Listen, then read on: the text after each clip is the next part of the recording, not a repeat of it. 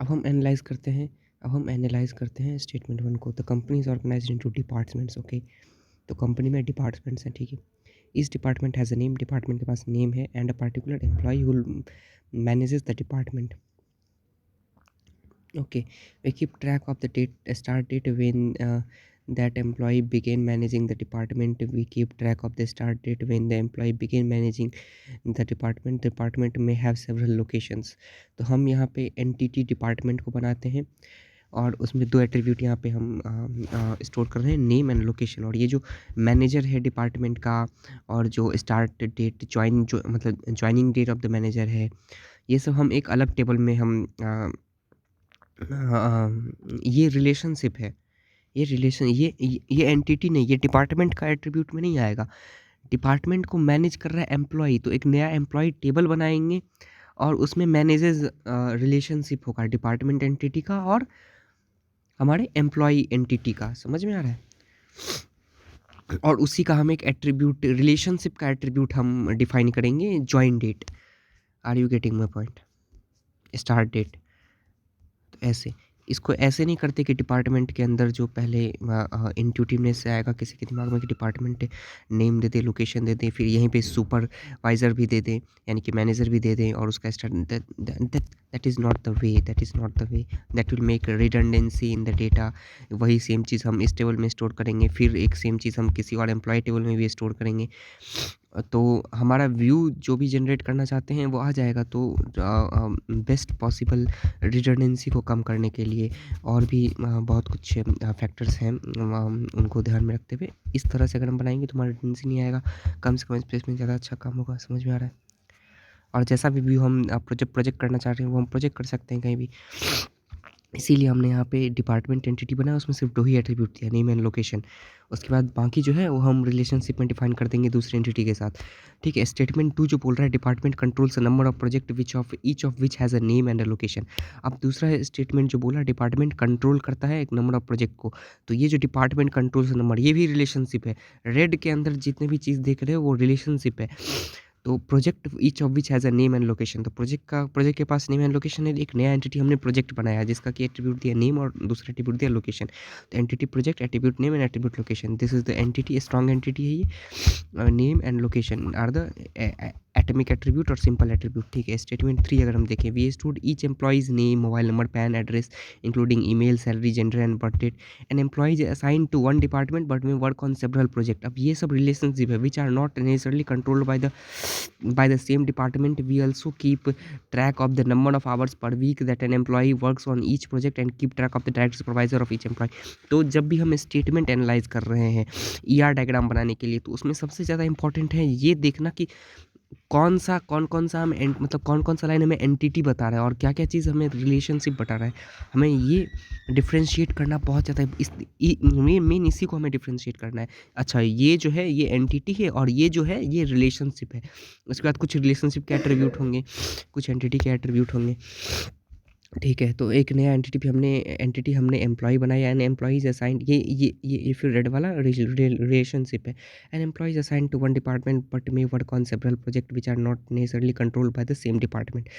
हो सकता है वो दूसरे प्रोजेक्ट पे भी काम कर रहा हो जो कि सेम डिपार्टमेंट के द्वारा कंट्रोल नहीं किया जा रहा है। We also keep track of the number of hours per week that an employee works on each project and keep track of the direct supervisor. कितने घंटे काम कर रहा है एक प्रोजेक्ट पे और उस एम्प्लॉय का सुपरवाइज़र कौन है, ये भी हम स्टोर करते हैं। लेकिन ये सब रिलेशनशिप के अंदर आएगा। इसमें हम एम्प्लॉय एंटिटी यानी कि एम्प्लॉय टेबल में हम ये सब स्टोर नहीं कर रहे हैं, ठीक है। एंटिटी एम्प्लॉय दिया, उसका attribute name, attribute mobile, attribute pan, attribute email, attribute salary, attribute gender and attribute DOB, ये सब हमने दे दिया और एम्प्लॉय एंटिटी बना के सारे एट्रीब्यूट हमने दिखा दिए ओवल में, ठीक है। स्टेटमेंट 4 कर हम देखें तो we want to keep track, okay एक सेकेंड, हाँ, we want to keep track of the dependents of each employee.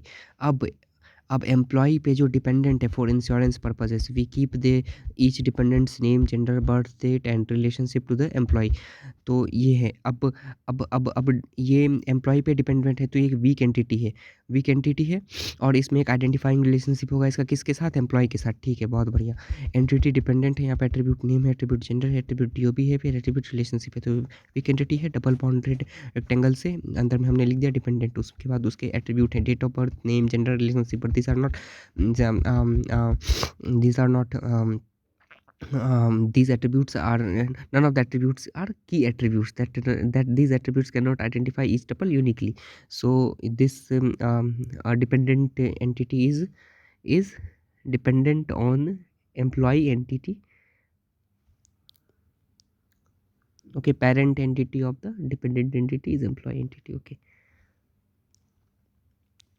अब हम स्टेटमेंट वन को फिर से देखते हैं। इस स्टेटमेंट वन में हम एंटिटी देख चुके थे। इस स्टेटमेंट में एंटिटी क्या था, अब हम देखेंगे स्टेटमेंट का relationship. The company is organized into department. Company department organize है। इस डिपार्टमेंट हैज़ अ नेम, हर एक डिपार्टमेंट का नाम है, ठीक है। And a particular employee who manages the department. We keep track of the start date when the employee began managing the department. We keep track of the start date when employee began managing department may have several location. तो employee एक entity और department एक entity है, ठीक है। और हमने वो एंटिटी बना लिया था। अब यहाँ पे वो मैं अब आप रिलेशनशिप हम दे रहे हैं, डिफाइन कर रहे हैं एम्प्लॉय और डिपार्टमेंट के बीच मैनेजर्स रिलेशनशिप, वो आ गया हमारा डायमंड में। अब एक एम्प्लॉय, क्या हर एक एम्प्लॉय मैनेज कर रहा है? नहीं, इसीलिए वो पार्शियल पार्टिसिपेशन। लेकिन हर एक डिपार्टमेंट को कोई ना कोई मैनेज कर ही रहा है, इसीलिए उधर है टोटल पार्टिसिपेशन। डिपार्टमेंट साइड में है टोटल पार्टिसिपेशन। और और और स्टार्ट डेट भी हम डिफाइन कर रहे हैं। जब से वो मैनेज करना शुरू किया है, तो वो रिलेशनशिप का एट्रीब्यूट हो गया स्टार्ट डेट, ठीक है। समझ में आ रहा है? स्टेटमेंट टू को हम फिर से देखते हैं और उसमें से हम रिलेशनशिप निकालते हैं। और department controls uh number of. Department control करता है प्रोजेक्ट को, प्रोजेक्ट ईच ऑफ विच। तो डिपार्टमेंट एक एंटिटी, प्रोजेक्ट एक एंटिटी, और हमारा कंट्रोल हो गया रिलेशनशिप, डायमंड में हम लिख दिया। और इधर अब uh department controls uh number of project. हर एक प्रोजेक्ट को कोई ना कोई डिपार्टमेंट कंट्रोल कर रहा है। Yes, this is necessary. So वहाँ पे टोटल पार्टिसिपेशन है। लेकिन ये जरूरी नहीं है कि हर एक डिपार्टमेंट जो है कि हर एक डिपार्टमेंट किसी न किसी प्रोजेक्ट उसके अंदर कोई ना कोई प्रोजेक्ट चल ही रहा है। हर एक डिपार्टमेंट कोई ना कोई प्रोजेक्ट को अभी कंट्रोल कर ही रहा है, ये जरूरी नहीं है। हो सकता है कोई ऐसा डिपार्टमेंट हो जिसके जो कि कोई भी प्रोजेक्ट नहीं कंट्रोल कर रहा है। लेकिन जितने भी प्रोजेक्ट हैं, बिना डिपार्टमेंट या कंट्रोल किए हुए कोई प्रोजेक्ट नहीं हो सकता। इसीलिए उधर है टोटल पार्टिसिपेशन, लेकिन और इधर है पार्शियल पार्टिसिपेशन, ठीक है। स्टेटमेंट थ्री को फिर से देखते हैं और उसमें से रिलेशनशिप निकालते हैं। We stored each employees name, mobile number, PAN, address including email, salary, gender and date of birth. An employee is assigned to one department but may work on several project. एक ठीक है, may work on several project which are not necessarily controlled by the same department. We also keep track of the number of hours per week that an employee works on each project and keep track of the direct supervisor of each employee. अच्छा, okay, तो अगर हम statement three को देखें, ठीक है, तो भाई we stored each employees name, mobile number, PAN, address including email, salary, gender and birth date. ये हमारे, ये तो एंटिटी के बारे में था। हम रिलेशनशिप के बारे में देखते हैं। Employee is assigned to one department but may work on several projects which are not necessarily control by the same department, ठीक है। तो एम्प्लॉई के साथ दो रिलेशन है। पहला तो असाइंड हो रहा है वो डिपार्टमेंट को, और दूसरा वर्क ऑन कर रहा है प्रोजेक्ट पे, ठीक है। तो ये दोनों रिलेशन हम ये दिखा रहे हैं, assign to department and works on project. उसके बाद and keep track of the, we also keep track of the number of hours works on. तो वर्क्स ऑन में ही नंबर ऑफ आवर हम स्टोर कर रहे हैं एट्रीब्यूट। ध्यान से देखो हम कैसे करते हैं। ऐसे ही अगर कोई दूसरा आएगा तो सेम इसी तरह हम रेप्लिकेट करेंगे। And keep track of the direct supervisor of each employ. और फिर एम्प्लॉय के साथ एक सुपरवाइजर भी जुड़ा हुआ है, तो हो गया recursive relation, okay. Supervision assigned to, अब हर एक एम्प्लॉय किसी न किसी डिपार्टमेंट के साथ असाइंड है, क्योंकि अगर वो असाइंड ही नहीं है तो एम्प्लॉय ही नहीं है, तो फिर खाली बैठ के तो क्या करेगा, इसलिए टोटल पार्टिसिपेशन। और हर एक डिपार्टमेंट में कोई ना कोई एम्प्लॉय इंसाइड रहता है, तो डिपार्टमेंट का एग्जिस्टेंस है, नहीं तो डिपार्टमेंट का एग्जिस्टेंस कैसे होगा। इसीलिए उधर भी टोटल पार्टिसिपेशन। अब हर एक एम्प्लॉय किसी न किसी प्रोजेक्ट पे काम कर रहा है, हाँ, नहीं काम कर रहा है तो ऐसे तो नहीं बैठ के वो एम्प्लॉय हो सकता है, कुछ ना कुछ काम तो करेगा। इसीलिए टोटल पार्टिसिपेशन और वर्क्स ऑन। और क्या कहाँ पे काम करेगा, अगर एम्प्लॉय काम कर रहा है तो सारे के सारे प्रोजेक्ट पे कोई ना कोई एम्प्लॉय तो काम करेंगे ही, नहीं तो वो तो प्रोजेक्ट नहीं तो वो प्रोजेक्ट तो होगा ही नहीं, क्योंकि अब प्रोजेक्ट है तो कोई ना कोई एम्प्लॉय काम, इसलिए उधर भी टोटल पार्टिसिपेशन।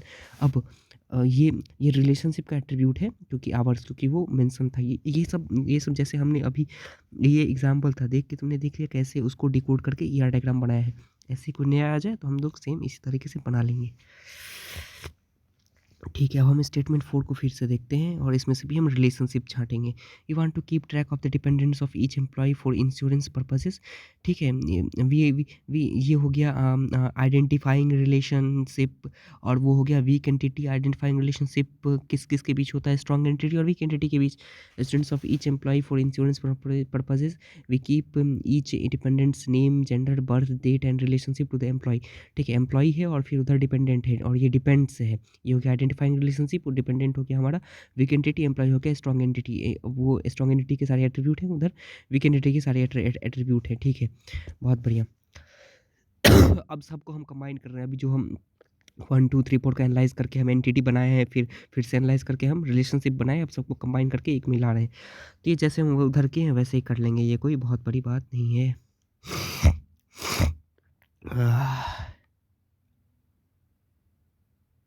अब यहाँ पे कार्डिनैलिटी, अच्छा, पार्टिसिपेशन कांस्टेंट अलग है और कार्डिनैलिटी रेशियो का कांस्टेंट अलग है। भले ही दोनों स्ट्रक्चरल कांस्टेंट है, फिर भी दोनों अलग-अलग है।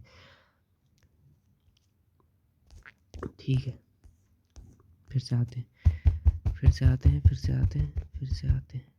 हाँ, तो अब हमें ये देखना होगा रिलेशनशिप 1 टू मैनी है या 1 टू 1 है या हमारा मैनी टू मैनी है। तो हो सकता है और ये चीज़ इस पे नहीं डिपेंड कर रहा है कि टोटल पार्टिसिपेशन है कि कैसा पार्टिसिपेशन है। Are you getting my point? Okay okay okay, अब हम तुमको दिखाते हैं कि कार्डिनैलिटी रेशियो कैसे असाइन करेंगे।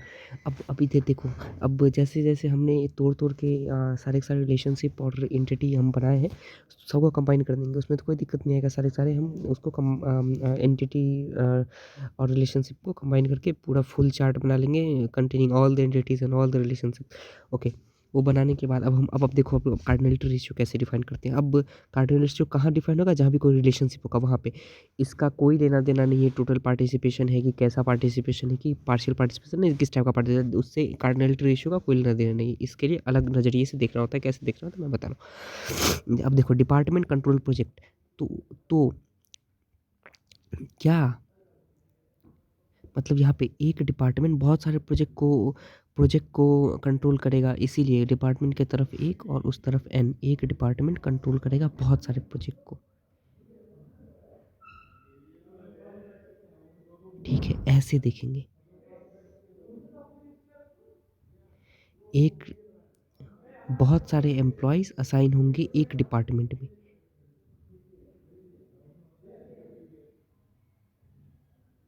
डिपार्टमेंट साइड में हमने एन नहीं लिखा प्रोजेक्ट वाले में, क्यों? क्योंकि एक प्रोजेक्ट बहुत सारे डिपार्टमेंट में असाइन नहीं होंगे, और ऐसा भी नहीं है कि एक ही प्रोजेक्ट एक डिपार्टमेंट में असाइन होगा। इसीलिए एक डिपार्टमेंट में बहुत सारे प्रोजेक्ट, एक डिपार्टमेंट में बहुत सारे एम्प्लॉय असाइन होंगे। एक एम्प्लॉय को एक सुपरवाइज़र बहुत सारे एम्प्लॉय को सुपरवाइज़ करेगा। एक एक ही एम्प्लॉय एक डिपार्टमेंट को एक ही एम्प्लॉय मैनेज करेगा, इसीलिए 1:1।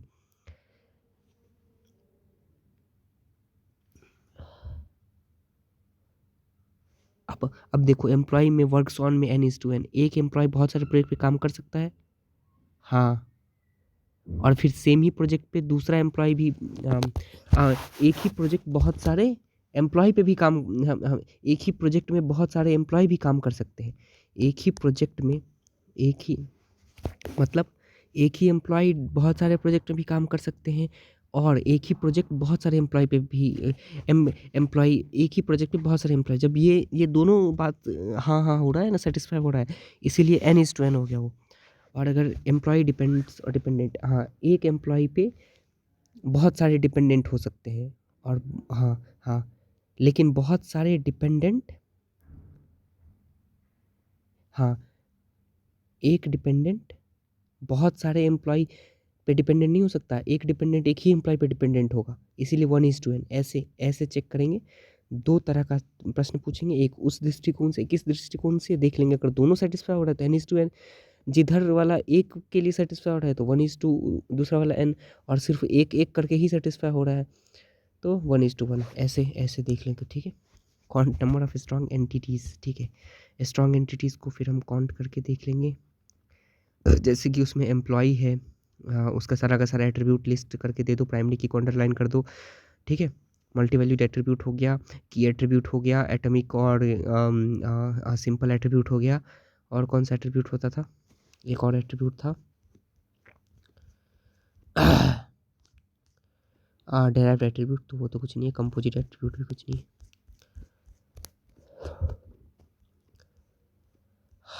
ठीक है, तो इसमें स्ट्रॉन्ग एंटिटी को हम गिन के डिपार्टमेंट भी देख लिए, डिपार्टमेंट में सिर्फ यही है, department location, department name, department ID. ठीक है, ठीक है, ठीक है, ठीक है, ठीक है, ठीक है, ठीक है, प्रोजेक्ट में भी देख लिए, P I D, P name, P location, बहुत बढ़िया। अब सबसे पहले हम स्ट्रॉन्ग एंटिटीज़ को रूल वन किस चीज़ को, एक सेकेंड, हाँ वो सब हो गया, 1:1 इंस्टेंस सब कुछ देख लिया। अब हम ई आर डायग्राम बना चुके हैं पूरी, जहाँ पे हमने क्या क्या दिखा दिया, ई आर एंटिटी भी सब बना लिए, रिलेशन सब बना लिए, total participation, total participation, partial participation भी दिखा दिया, कार्डिनलिटी रेशियो भी असाइन कर दिया। अब हम चाह रहे हैं कि हमने जो ई आर डायग्राम बनाया है उसको रिलेशनल स्कीमा में कन्वर्ट कर लें। रिलेशनल स्कीमा में कन्वर्ट करना चाहते हैं हम अपने ई आर डायग्राम को, उसके लिए कुछ रूल्स हैं, ऐसे ही नहीं कर सकते, उन रूल्स के बारे में हम पढ़ेंगे। अब पहला रूल है strong entity for each regular या स्ट्रॉन्ग एंटिटी ई, रेगुलर एंटिटी या स्ट्रॉन्ग एंटिटी ई के लिए जो कि ई आर डायग्राम में प्रेजेंट है, क्रिएट रिलेशन आर। हर एक स्ट्रॉन्ग एंटिटी के लिए हमें एक रिलेशन आर, मतलब एक रिलेशन क्रिएट करना है, that include all the simple attributes of E, जहाँ पे एटमिक एट्रीब्यूट्स ई के जितने भी एटमिक एट्रीब्यूट्स और सिंपल एट्रीब्यूट्स है उसको वो कंटेन कर रहा हो। Choose one of the key attributes of E as primary key of for R, इसमें से एक एट्रीब्यूट को प्राइमरी की हम बना देंगे, एक एट्रीब्यूट को, मतलब उसमें से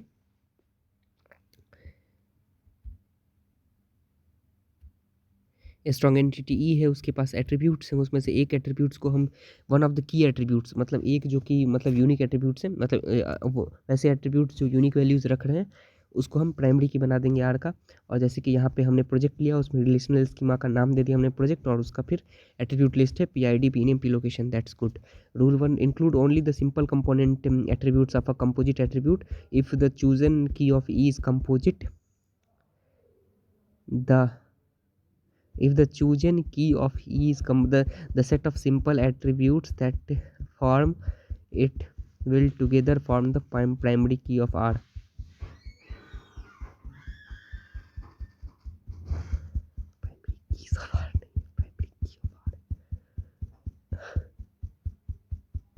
यहाँ भी प्राइमरी की ऑफ आर है।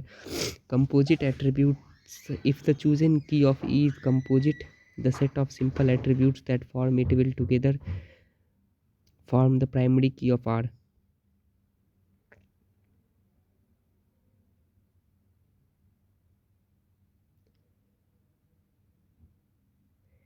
ठीक है ठीक है, हाँ तो जब हम वो बना रहे हैं ना क्या, रिलेशनल स्कीमा, तो वहाँ पे कंपोजिट एट्रीब्यूट को नहीं लिखेंगे, बल्कि कंपोजिट एट्रीब्यूट जिन सिंपल या जिन एटॉमिक एट्रीब्यूट से बना हुआ है ना उन एट्रीब्यूट्स को लिखेंगे जब हम रिलेशनल स्कीमा बना रहे हैं। तो इसमें टेबल का नाम दे दिया, सॉरी रिलेशनल स्कीमा का नाम दे दिया प्रोजेक्ट, और फिर एट्रीब्यूट लिस्ट में E M P I D, first name, last name, middle name, address, mobile number, जो भी है, जेंडर, सैलरी, पैन, जो भी है वो अपना लेके लिख दो। काउंट कर लेंगे नंबर ऑफ स्ट्रॉन्ग एंटिटीज़ को, और सारा का सारा रिलेशनल, सॉरी क्या करेंगे, हाँ रिलेशनल स्कीमा बना लेंगे उसका। फिर वीक एंटिटी के बारे में हम रूल 2 में हम देखेंगे, वीक एंटिटी के को क्या करना है वो देखेंगे। For each weak entity W, जितने भी वीक एंटिटी है in the year diagram with owner parent, उसका कोई ना कोई पेरेंट एंटिटी होगा जो जिससे वो एक एट्रीब्यूट लेके अपने सारे टपल को यूनिकली आइडेंटिफाई कर रहा होगा। इसके लिए हम एक रिलेशन बना देंगे यार, एंड इंक्लूड ऑल सिंपल, और इसके भी जितने भी सिंपल एट्रीब्यूट्स हैं किसमें, वीक एंटिटी में, वो उसमें इंक्लूड करेंगे। Include simple components of composite attribute और डब्ल्यू, यहाँ भी जो कंपोजिट एट्रीब्यूट रहते हैं कंपोजिट एट्रीब्यूट का नाम नहीं लिखेंगे, और जितने भी उसके एटमिक एट्रीब्यूट्स हैं जिससे कि कंपोजिट एट्रीब्यूट फिर आगे फर्दर डिवाइड हुआ है वो उसका नाम लेके हम एक नया यहाँ पे रिलेशन बना देंगे। जैसे कि यहाँ पे डिपेंडेंट का रिलेशन बना देंगे, name, D O B, gender, relationship, और रिलेशनशिप, हाँ ठीक है, रिलेशनशिप उसी का एट्रीब्यूट है, कोई बात नहीं। फिर रूल 2 में आते हैं, to takes care of the identifying relationship type of W. ठीक है, आइडेंटिफाइंग रिलेशनशिप है, include the primary key attribute E as the foreign key attribute in R of course, मतलब उसका एक प्राइमरी की जो कि ई का प्राइमरी की है वो यहाँ पे फॉरेन की तरह हम लेके आएंगे ताकि हमारा सारा का सारा टपल यूनिकली आइडेंटिफाई हो सके। Primary key of R is the combination of the primary keys of the owner, क्या हुआ, हाँ, owner and the partial key of the weak entity type W if any. फिर से बोलो, the primary key of R is the combination of the primary keys of owner and the partial key of the weak entity type W if any. Okay, ठीक है, employ depends 1:n, ठीक है, name,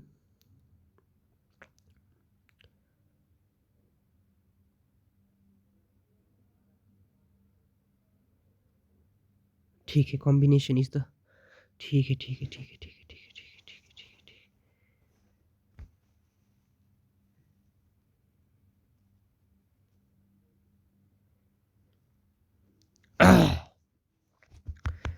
dependent name, ये DOB, gender relationship, MPID, 1-to-1 relationship, approach 1, foreign key approach, include the primary key of the entity with partial participation as foreign key to the relational schema of the entity with total participation.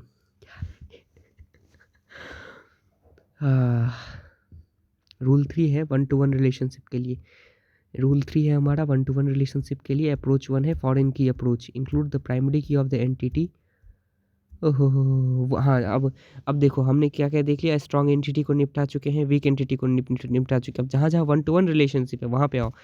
Okay, अच्छा, ये change करने के लिए हमने अब तक क्या क्या चेंज कर लिया है, जितने भी स्ट्रॉन्ग एंटिटी थे हम उनका रिलेशनल स्कीमा बना चुके हैं, फिर जितने भी वीक एंटिटी थे हम उसका भी रिलेशनल स्कीमा बना चुके हैं। अब जो जहाँ जहाँ 1-to-1 रिलेशनशिप है अब उसका रिलेशनल स्कीमा बनाने के लिए आए हैं। तो फॉरेन की अप्रोच है, include the primary key of the entity with partial participation, जिसका पार्शियल पार्टिसिपेशन है उसको फॉरेन की बना के to the relational schema of the entity with total participation. इसको ये पॉपुलर अप्रोच है, जैसे कि department ID, department name, department location.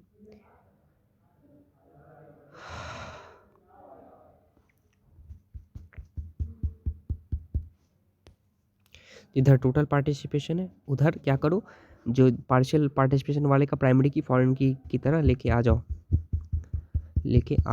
Okay, okay, okay. तो जब अच्छा, वो जिधर जिधर जिधर पार्शियल पार्टिसिपेशन है उधर अपना टेबल बना लो वो स्ट्रॉन्ग एंटिटी की तरह, और जिधर ये है टोटल पार्टिसिपेशन,